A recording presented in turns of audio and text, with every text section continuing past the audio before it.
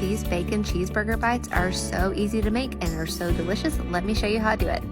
Start by greasing your muffin pan, grab some lean ground beef and press it into each well, forming a bowl. Season well, add some crisp bacon and then a tablespoon of cheese to each, and these are going to bake at 400 for 15 minutes. Remove them from the muffin pan with 2 forks, and I like to drain mine on some paper towels. I'm drizzling on some of my homemade deli ranch. I moved this recipe to the top of my Instagram so you guys could find it easy since so many of you were looking for it. Hope y'all enjoy.